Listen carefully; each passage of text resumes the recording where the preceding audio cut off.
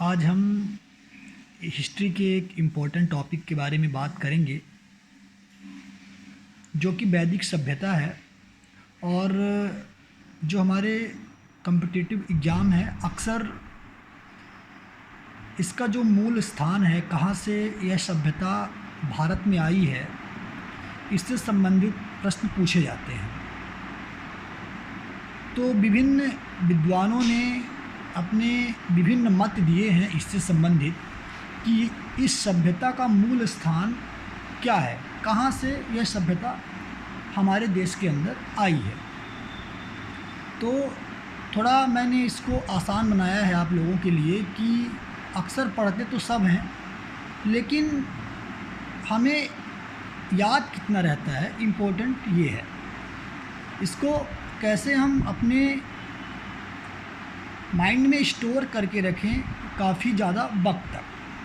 तो मैंने कुछ ट्रिक्स के ज़रिए इनको जोड़ दिया है जिससे ये हमें याद रहे। चलिए हम बात करते हैं। जैसे प्रोफेसर मैक्स मुलर ने यह कहा कि इंडिया में यह सभ्यता मध्य एशिया से आई है, मिडिल एशिया से आई है। तो इसको हम इस तरह से देखते हैं कि प्रोफेसर मैक्स मुलर, इनके नाम में भी मुलर है और मध्य एशिया, तो इसको कनेक्ट करिए मुलर और मध्य, यानी दोनों में एक कॉमन वर्ड है। तो प्रोफेसर मैक्स मुलर मध्य एशिया, यानी मुलर ने कहा कि यह मध्य एशिया से यह सभ्यता आई है हमारे देश के अंदर। बाल गंगाधर तिलक, इन्होंने कहा कि यह सभ्यता जो है नॉर्थ पोल से आई है, उत्तरी ध्रुव से आई है हमारे देश के अंदर। तो तिलक जी के बारे में तो आप लोग जानते ही होंगे, काफ़ी उग्र विचारधारा के थे और देश के जो फ्रीडम मूवमेंट था उसमें इनका काफ़ी योगदान था। तो इसको मैंने ऐसे कनेक्ट किया है कि तिलक और उत्तरी ध्रुव, तिलकोत्तर, ऐसे जोड़िए तिलकोत्तर, यानी कि बाल गंगाधर तिलक का कहना था कि वैदिक सभ्यता उत्तरी ध्रुव से आई है। तो इसको एक सिंपल एक वर्ड पे हम ध्यान में रख सकते हैं, तिलकोत्तर। जैसे हमने मैक्स मुलर के लिए मुलर मध्य कर दिया है। इसी तरह डॉक्टर अविनाश चंद्र दास जी, इनका कहना है कि सप्त सैंधव प्रदेश से ये सभ्यता उत्पन्न हुई है और फिर हमारे देश के विभिन्न हिस्सों में फैली है। सप्त सैंधव प्रदेश तो आप लोग जानते ही हैं कि हमारे देश से लगा हुआ हिस्सा है नॉर्थ में, और इसको हमने कनेक्ट किया है अविनाश का अवि और सप्त सैंधव का सैंधव। तो अविसैंधव, अविसैंधव आप थोड़ा सा शांत मन में एक बार सोचेंगे तो जब भी ये क्वेश्चन आएगा, क्योंकि कम्पिटिटिव एग्ज़ाम में जो प्री या फिर जो रिलेटेड एग्ज़ाम है जिस पे ऑब्जेक्टिव रहता है, उस पे एक कनेक्टिविटी होनी चाहिए।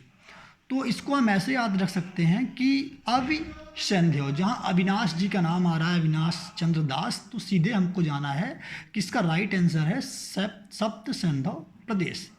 दयानंद सरस्वती जी का कहना है कि तिब्बत से आए हैं, और सरस्वती में ती और तिब्बत में ती, तो दोनों ही हाँ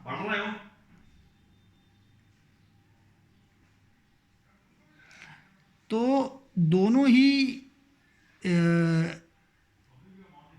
मतलब दयानंद सरस्वती जी का कहना है कि तिब्बत से आया है, और सरस्वती में ती और तिब्बत के स्टार्टिंग में ती है।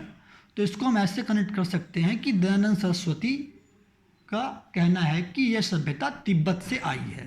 तो सरस्वती और तिब्बत, जब भी दयानंद सरस्वती से संबंधित पूछा जाए तो ये समझ लीजिए कि ये तिब्बत से आया है।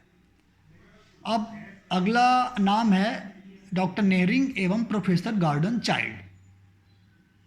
अब इनका कहना है कि यह सभ्यता दक्षिणी रूस से आई है।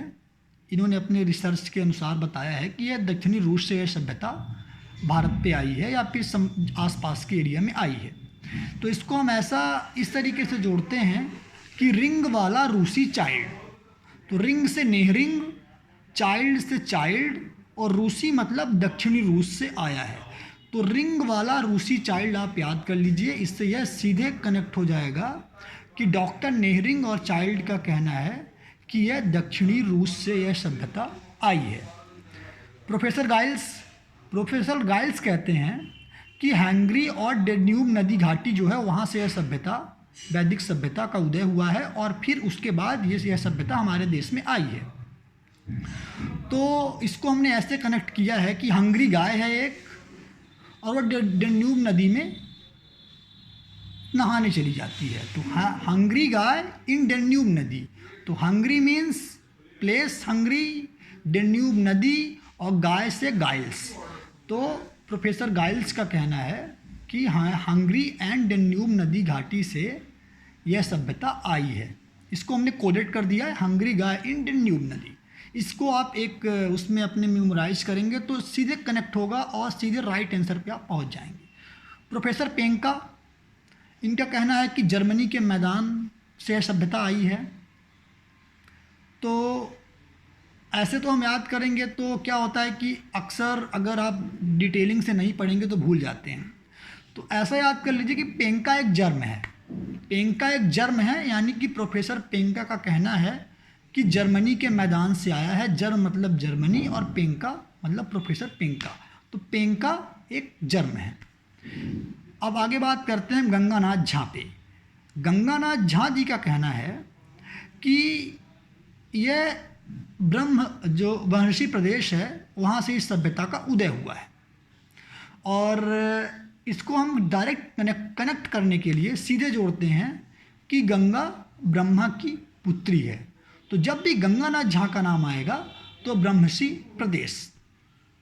तो गंगानाथ झा जी का कहना है कि यह सभ्यता ब्रह्मशी प्रदेश से उत्पन्न हुई है, वैदिक सभ्यता, इसका मूल स्थान ब्रह्मशी प्रदेश है। तो गंगा ब्रह्मा की पुत्री है, इससे सीधे कनेक्ट हो गया। अब हम फाइनल स्टेटमेंट में आते हैं कि जो अधिकांश विद्वान हैं, अधिकांश विद्वानों ने ये माना है कि जो प्रोफेसर मैक्स मूलर है उनका कहना ज़्यादा सही है। उन्होंने जो तथ्य प्रस्तुत किए हैं वो ज़्यादा सटीक हैं।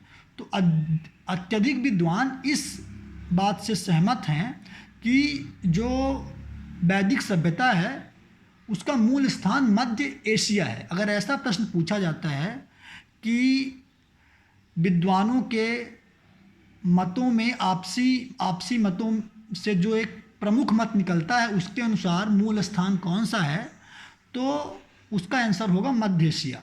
और अत्यधिक विद्वान या अधिकांश विद्वान कह सकते हैं हम प्रोफेसर मैक्स मूलर के विचारों से ही सहमत हैं। इनके जो तथ्य हैं इनको ज़्यादा सटीक माना गया है और ज़्यादा ऑथेंटिक माना गया है, और ये माना गया है कि आर्यों का मूल निवास मध्य एशिया है।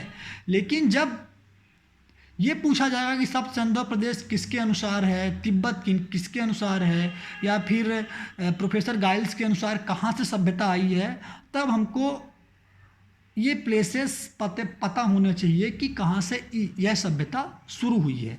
मेन बात ये है। तो इसको मेमोराइज करिए, कोडेड करिए, तो डिकोड करने में आसानी होगी।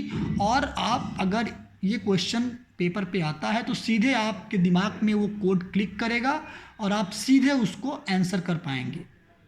Thank you. चैनल को सब्सक्राइब करें। थैंक्स।